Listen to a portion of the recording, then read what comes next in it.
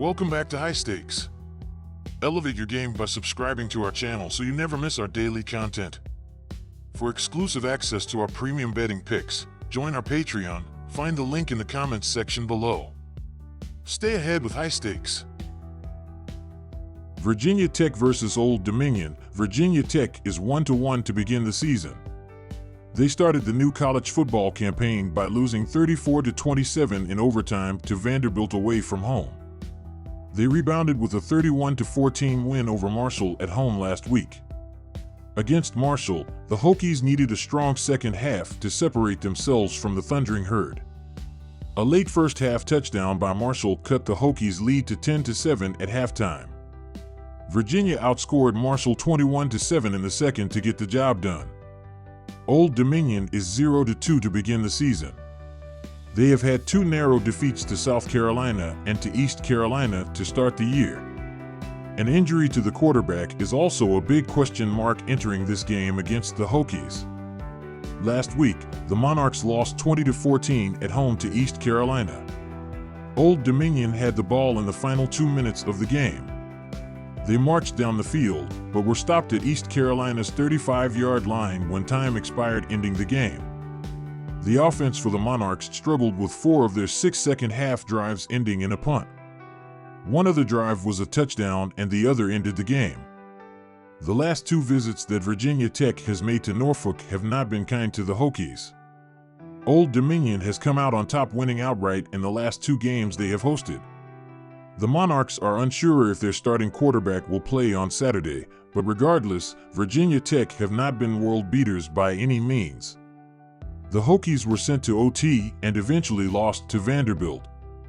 Marshall kept the game close with Virginia Tech for the most part.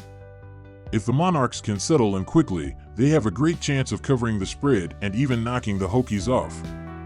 Old Dominion has done a great job so far of keeping games close. They had South Carolina in their sights and they lost on the final drive of the year to East Carolina. Old Dominion's defense is good enough to slow opposing teams down, and their playmakers, especially at wide receiver, can make big chunk plays. Take the Monarchs to cover. Old Dominion will be dictating the flow of the game for the most part of Saturday's clash. Virginia Tech has played to the level of their opponents against Vanderbilt and Marshall. Expect the Monarchs to chew clock and keep the low-scoring game. Old Dominion will think they have a better chance at upsetting their rival if it's a low-scoring affair. I think they will accomplish this with strong defense and more of an emphasis on the run game. Take the under on Saturday. UTEP versus Liberty. The UTEP Miners are getting ready to try to get into the win column as they are coming off a 27-24 overtime home loss against the FCS Southern Utah Thunderbirds. UTEP's offense is led by quarterback Skylar Lockbear, who has done well as he has gone 33 of 46 for 410 yards and a pair of passing touchdowns and an interception on the year. Their total offense stands at 314.0 yards per game, ranking 102nd nationally, with rushing accounting for a decent 90.0 yards, 110th nationally. The passing game has been the better portion of the offense, ranking 68th with an average of 224.0 yards per game.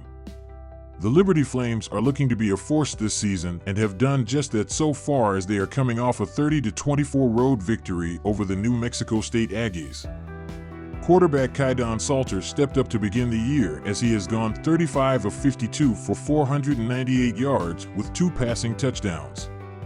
As a team, they are one of the best offenses as they are averaging 503.0 yards per game, 17th nationally. The rushing game, contributing 248.0 yards per game, 21st nationally, has been able to significantly open up the passing game as well. While we are looking at this game, the Liberty Flames are the better choice, but you are better off staying away from the spread in this game. The UTEP Miners did not impress in their most recent game as they committed 14 penalties that cost them 122 yards. They do not have the necessary talent to slow down quarterback Kydon Salter or running back Quentin Cooley in this game. The Flames are not just looking to win, but to make a statement. Liberty was able to score 30 points while going just 1 for 11 on third down attempts, so they should be able to take advantage and dominate in this game. So far in the early stages of the season, the Flames are averaging 7.4 yards per play against New Mexico State, and the Miners do not have the defensive capability to slow that down enough. All in all, go with the Liberty Flames to cover a large spread in this game as the better bet here. The total for this game just feels too low, as this should be at 60 total points. The UTEP defense has been shaky throughout the first few weeks of the season, while Liberty's defense does have some issues as well after allowing New Mexico State to run for 117 yards in last week's game. Then, of course, the offenses showcase a lot of success as Kaidon Salter and wide receiver Treon Sibley have showcased their chemistry after tallying 155 receiving yards last week. The Miners also can score in bunches, as they demonstrated with 21 points in the fourth quarter. Go with over 57.5 total points to be scored in this game. Jacksonville State versus Eastern Michigan. With the spread so low entering this game, at this point, we are choosing a winner as this is fewer than one field goal. The Jacksonville State Gamecocks are dealing with some injuries on the offensive side of the field, as starting quarterback Logan Smothers is one of the players who might not be available for this game. Instead, they are going to continue having Tyler Huff under center, and he is not performing well.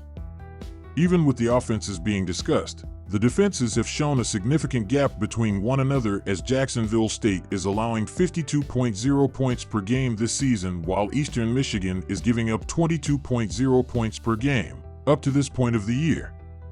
Jacksonville State has been outscored in their first two games 104-41, so it is difficult to imagine them being able to step up for this Week 3 game. All in all, go with the Eastern Michigan Eagles being able to cover the spread and improve to 3-0 against the spread. By betting this game closer to kickoff, we have seen significant line value for this game, as the number originally opened at 48.5 total points, which is 4 points fewer. With us looking at the under, this gives us a lot of additional cushion and should help us here. These offenses have been unable to get going, as the Jacksonville State Gamecocks are averaging 20.5 points per game, while the Eastern Michigan Eagles are scoring 18.5 points per game. That means they are more than 14 points lower on average offensively than what this total is telling us to expect. Tyler Huff and Cole Snyder each have failed to look effective, as they have combined for 3 passing touchdowns up to this point with 4 combined games. The Gamecocks are dealing with 2 wide receivers, 1 running back and their starting quarterback, all on the injury report and not expected to play in this game. Go with under 52.5 total points in this game as the better bet here. Florida International versus Florida Atlantic. The difference between these teams is not much, but the Owls are not shown the ability to play well offensively for multiple drives. Cam Fancher has been unable to get going, as he has 2 passing touchdowns to 3 interceptions. However, the running game has not been there, as outside of Fancher, the team has not been able to run, as Fancher's 77 rushing yards lead the team. On the other side, the Panthers are coming off a 52-point performance, more than triple the total point production of the Owls this year. All in all, go with FIU +5 as the better bet. These defenses have been struggling to get stops throughout the first 2 games, as FIU is allowing 23.5 points per game, while FAU is giving up 20.0 points per game. However, that gets these teams to just enough to the total for this Week 3 game. Neither Keywan Jenkins nor Cam Fancher have shown to be able to dominate a game. The running game for either team has shown the ability to step up and move the chains consistently either. Go with under 43.5 points in this game as the better bet here.